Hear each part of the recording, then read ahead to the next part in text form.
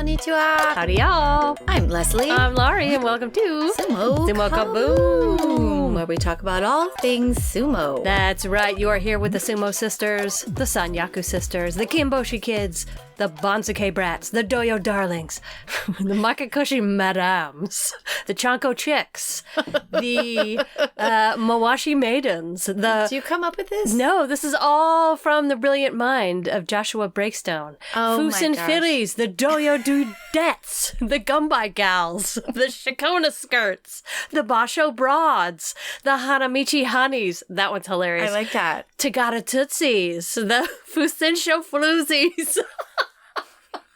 Fusensho Floozies. That's who we are, and we are here to talk sumo. Today, I'm going to talk to you about Dai-Yokozuna, what that means, what in the world are people talking about with that term, and how about you? I'm not talking about jack squat because I had a birthday. Yay! And you know what A I did big for my birthday? I did jack squat. I just celebrated, and normally, just so you all know, we last minute this sometimes because we've got crazy lives. So it's always every weekend is like cramming like a high school student cramming for a test. And this weekend I just did not have time to do that because it was my birthday. Yeah. And I've been celebrating it for 2 days. And, As you should. As I should. But I did look up some news. And if you're interested in a news flash, I can give you a news flash. Yes, please.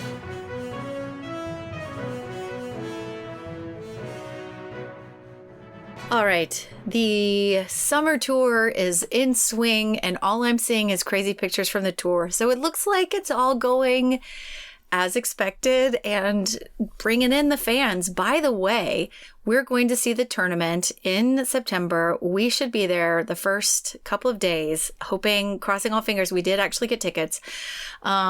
So look for us then. Look for us on the TV, y'all. Yeah. Maybe they'll show the Fusensho Floozies. Actually on TV. Wouldn't that be the best? It would be the best. But anyway, so we're going to be there and we're so excited.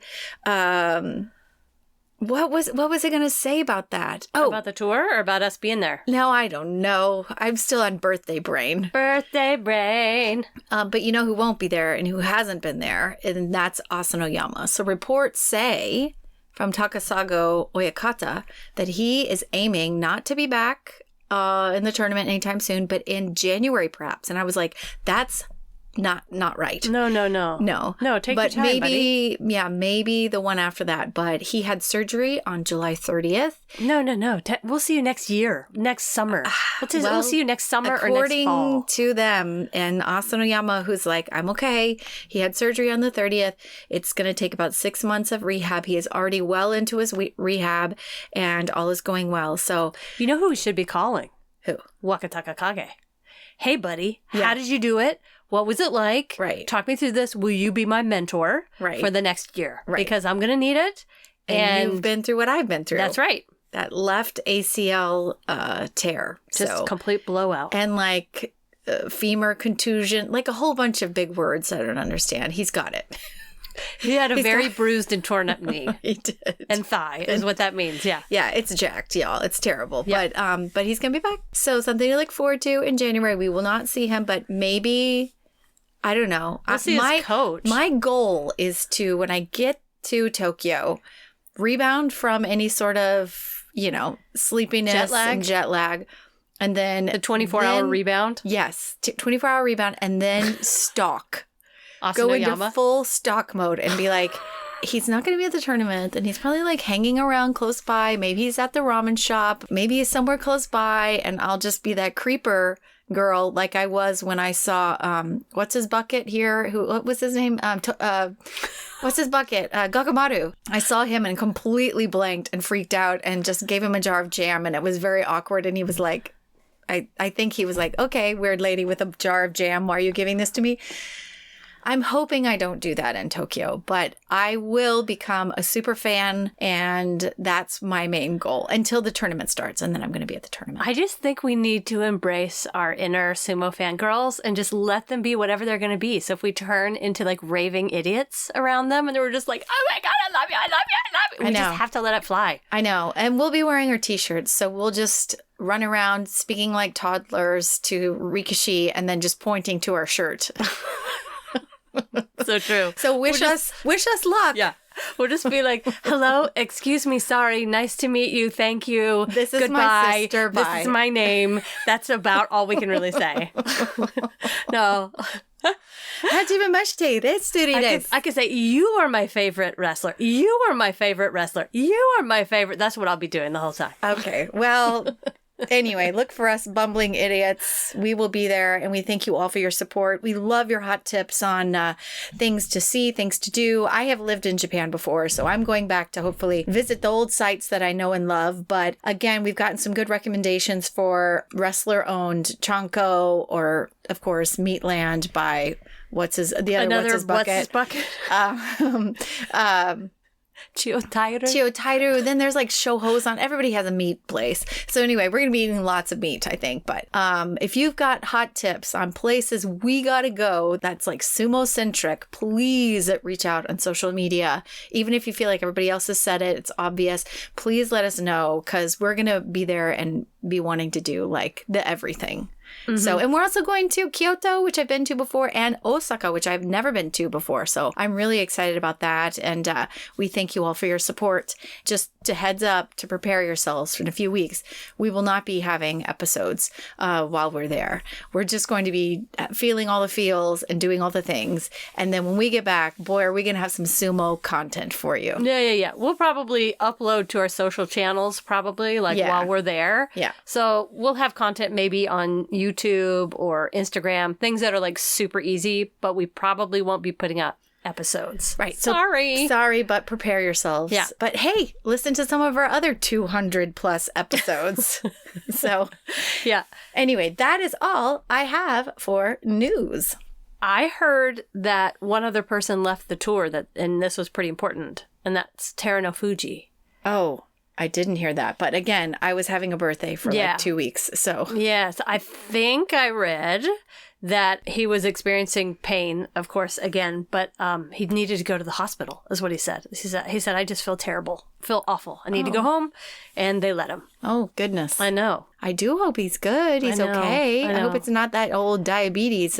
I hope so, too. Anyway, well, sending good vibes. I know he's listening, so. Yeah, I'm sure he listens every week. I'm sure he does. Okay. The one person I want to talk to, though, is actually Kakaru, who has been practicing his English, and I really want to sing My Way with him. So, if anything, I may not be able to speak to him, but if I can talk to him and sing, like, just start singing at him, then maybe. Can you imagine? And so it is.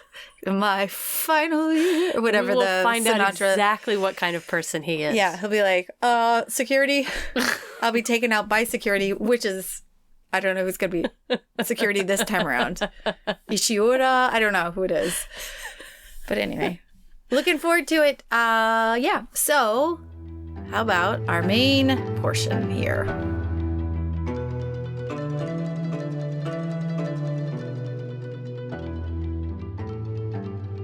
In January of this year, the 32-year-old Yokozuna, Terano Fuji, had just won, the New Year's basho. And that was his 9th, I believe. He said, and I quote, I was happy I was finally able to achieve the goal. Now, what goal is he talking about? He's talking about winning his 10th title, his 10th big old trophy. Okay, so what does that mean? And why do you think he had this goal? It meant that he became a Dai-Yokozuna. And this is not a title that is given to any Yokozuna that wins 10 Yusho, which is kind of what I thought. I thought that was the case. Yep. but it's rather a title that's given to one dominant champion in a given period of time. Now, a lot of what I'm going to tell you today is based on a John Gunning article that he wrote about Dai-Yokozuna. It was in the Japan Times. It's a wonderful article. I'll put a link to it in our show notes if you want to look at it. But let me give you a little bit of background. In 1958, wow. I bet you did not think I was going to go back to the 50s. No. But in 1958, that was the year that sumo added a July basho. Basho, right. Yep. Before then, there were... It was 4, and then they added 2 more. Okay, what was the other one that they added? Another time of year? Well, there were the 4 seasons, and then there were the extras. Okay, so so they added the extras. So basically... Or I could be pulling that out of my ass, which is completely possible. The Make It Up Madams. The Make It Up... Yeah, the Make It Up Madams. Well, anyway, in 1958, we started the current 6-tournament-a-year system, right? That still continues today. We got 6 basho that can be won in each year. Okay, out of the thousands of wrestlers that have been involved in sumo since 1958, only 21 have reached the rank of Yokozuna since the 58, and only 9 of those, I believe, have managed double-digit title wins. Okay. Since then. So it's Hakuho, right. Chiyono Fuji, right. Asashoryu, Kita no Umi, okay. Takanohana, Wajima, Musashi Maru, Akibono, and Taiho. Wow. But the thing to remember is Dai-Yokozuna, which basically translates to great grand champion. Not just a grand champion, but a great grand champion. Okay. Is not a formal title, which I thought it was. It's just a commonly used name to mention the real greats of something. Like someone who truly had a historical impact on the sport. Or like, I really thought it was a kind of signifier, like for yet another level of Yokozuna. But it's like calling someone truly historic. So it's more subjective than I really thought. And in order to become considered as sort of like a great grand champion, some things have to happen. Within this, circumstance of 6 basho a year, your achievements have to be so far beyond the norm that you have to be included as truly great. Okay. Right? Hakuho's 45 basho wins. Yeah, well, that's an obvious example. Obvious. No one's even come close to that. So, of course, he's got to be a Dai-Yokozuna. There was another gentleman, a name we've talked about him before, Futabayama, who won for 3 solid years in the 30s. And that run took him from Sekewake in 36 to 5-time champion Yokozuna in 1939. So, 39 bout winning streak right there. That's pretty good. No one had ever done that. That's pretty good. Yeah, so they're like, okay. Better than I could do. Better than I could do, too. Taiho's winning almost 32 Emperor Cups over an 11-year stretch. That's impressive. That's really, really, really impressive, right? Even with a huge increase in the number of yearly tournaments, almost tripling the previous record total of 12 held by Futabayama, that is what made Taiho a star in the 1960s. So those sorts of huge numbers can make you a great grand champion. Now, Terunofuji doesn't have those kind of numbers yet. Right. But what he does have working in his favor is time. Like, how, when we say things in America like, Nadia Comaneci was the greatest gymnast of the 1970s. Right. Right? Or we're like, oh, this was the best song of the 1980s. Okay. We refer to things by decade. Okay. Right? Here's the top song of the 1990s. Here was the best football player of the 2000s. Right. Right? Right. So when things are nostalgic in America, we tie them to a decade, right? Mm-hmm. In Japan, nostalgia is tied to an imperial era. Rather than 10 years, they tie it to whoever the emperor is. Right. We're in what, Showa? We, no. We are in... Heisei. I'll get to, because I don't remember off the top of my head. No, but you've named 2 earlier ones. Yeah, Heisei, Showa... So I can't. Anyway, it'll come to me. Yeah, Dai-Yokozunas are tied to imperial eras. They're tied to the decade, or not. I shouldn't say the decade. The period of time in which they were most prominent, and within the reign of an emperor. Yes. So Showa's era was 1926 through 1989. Okay, yeah. So that included Futabayama, Yep. Taiho, Kita-no-umi, Chiyono-Fuji. Yes. Those are the names that, were the sort of the Dai-Yokozuna, or they're mentioned a lot within that era. The Heisei era was 89 through 2019. Yeah, we just had a switch over. Yeah, we did. But Takanohana and Hakuho come up most often when you're talking about that era, Right. the Heisei era. Now, interestingly, Haruma-Fuji was also in that era. He won 9 basho. Had he won a 10th, a lot of people say he might have been considered as a Dai-Yokozuna. But Hakuho, so obviously had that title Right. in that time period that it made it really hard for Haruma-Fuji to be considered as one. But think of Asashoryu, who was also in that same era, Right. the Heisei era. He had 25 titles. Yeah. But he is often excluded from the list of Dai-Yokozuna simply because of how he left Right. sumo, right? So, You have to have hinkaku. Right. Which is grace, dignity, and... well, and I suppose he had enough to become a Yokozuna, but he definitely had a stormy stay Yes. at that, top level. And, if you don't know a lot about Asashoryu, let's just say he wasn't particularly fond of the rules, right? There were... He plays by his own rules. Yeah, he plays by his own rules. He still does. He's gone Yeah. through some blonde hair phases. He's a little outside of the box. Yeah, he left for Mongolia whenever he wanted against people's wishes. He was drunk in public. There were assault allegations of match fixing, which he denied. Anyway, when he finally left the sport, even though he had 25 titles, he was not considered a Dai-Yokozuna. However, when people look back on that time period, it's impossible to leave him out. I wonder if, people, the further away you are from it, the less you know about him, that you'd be like, oh, he was a Dai-Yokozuna. Yeah. He was a great great Yokozuna. That's by looking at his exactly- record. yes. But time would heal. Time heals everything. Exactly. Nostalgia heals everything. So there is an idea that perhaps he will become a Dai-Yokozuna But in he the has to do future. good in part 2 of his life. And he is, so far. Yeah.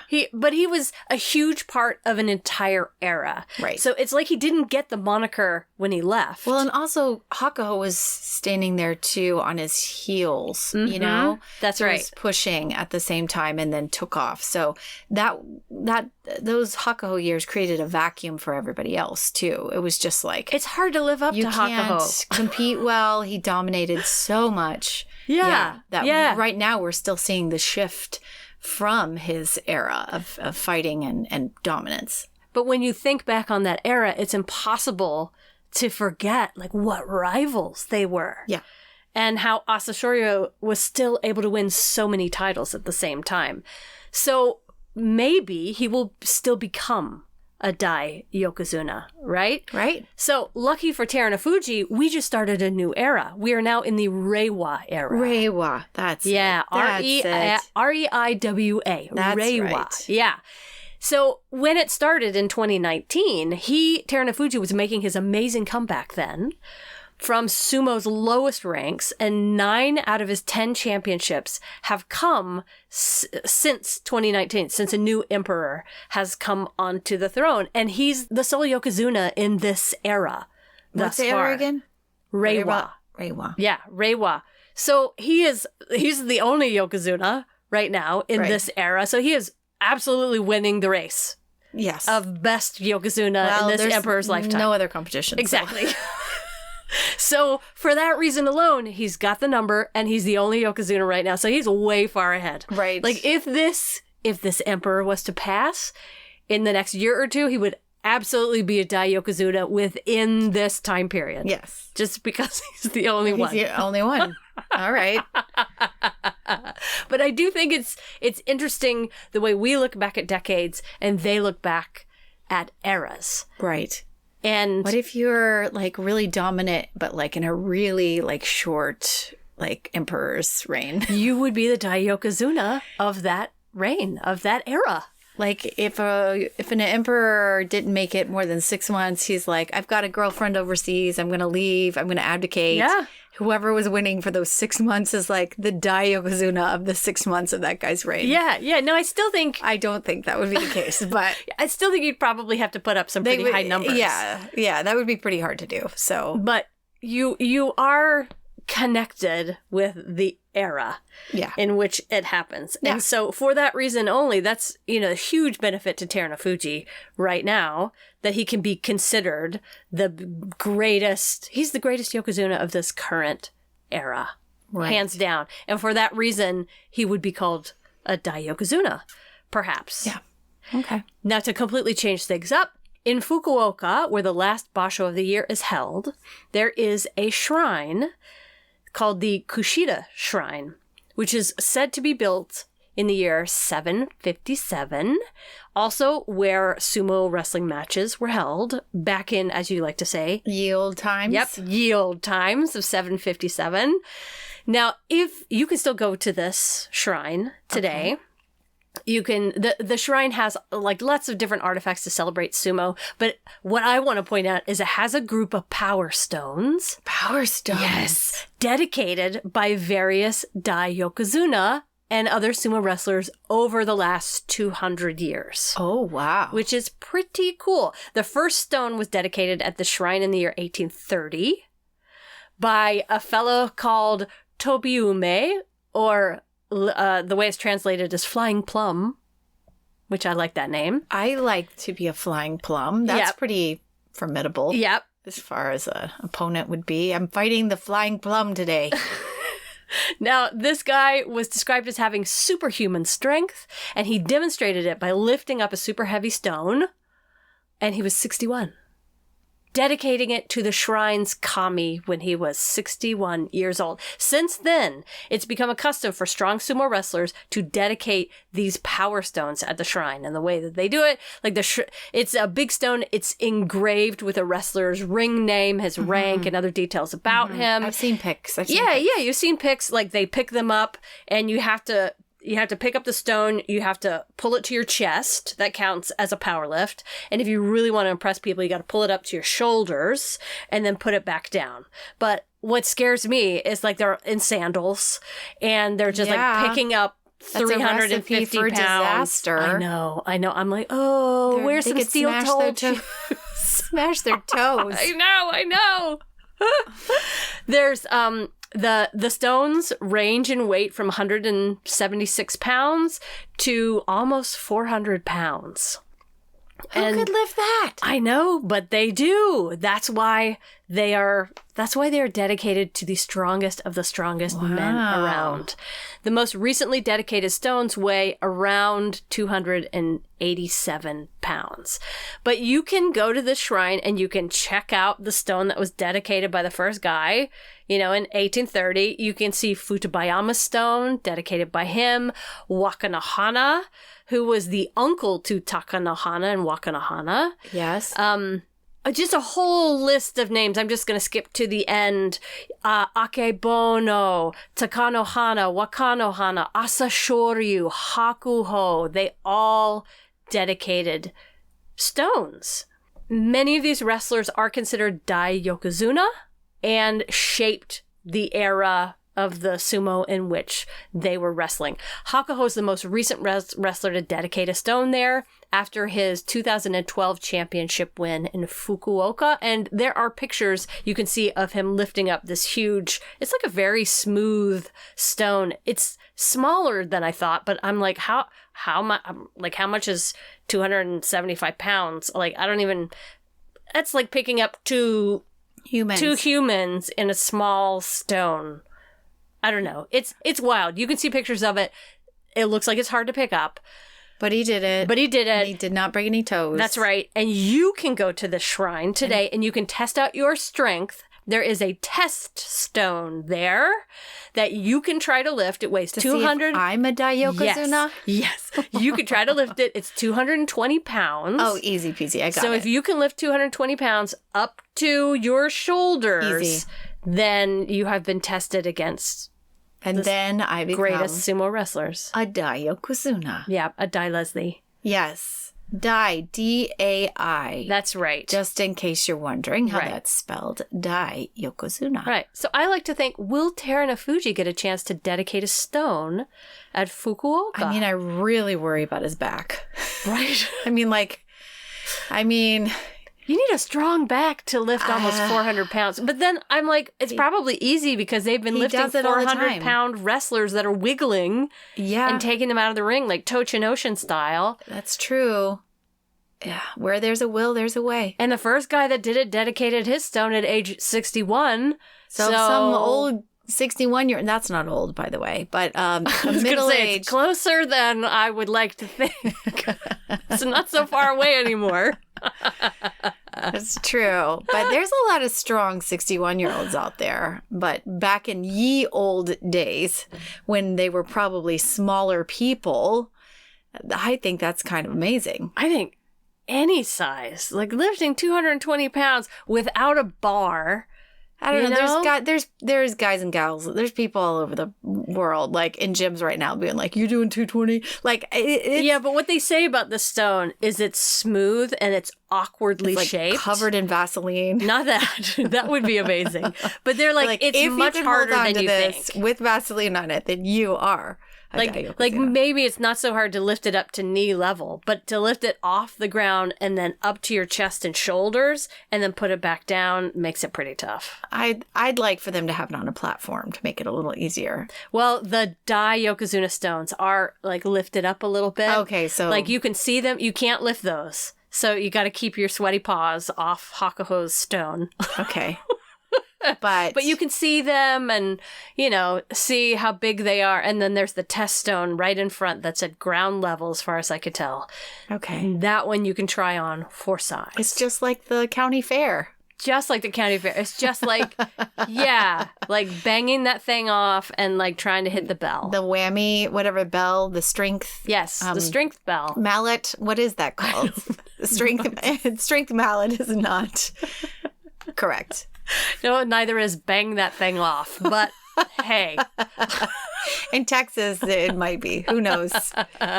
Anyway, is that all of Dai-Yokozuna? Anyway, yeah, that's all I've got to share about Dai-Yokozuna. I just found it more interesting than the simple description of, all you need is 10 wins and then you get this new title. It's like, no, it's not that simple.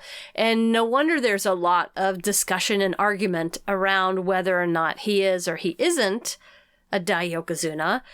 But he's the only Yokozuna in this time period, so therefore he is. Right. But who knows what will come in the next however many years this era will last. Can you be bumped off of your Dai-Yokozuna I would reign? assume you probably could. If somebody else in this comes along and has like 20 bashos, then I would think so. Like if Fuji doesn't. Someone who's young and who looks quite dominant, whose name starts with an O, who's like really big and like winning all the time, comes along and becomes Yokozuna and then wins like 20 in a row, 20 basho, I would imagine you could probably be knocked off that list.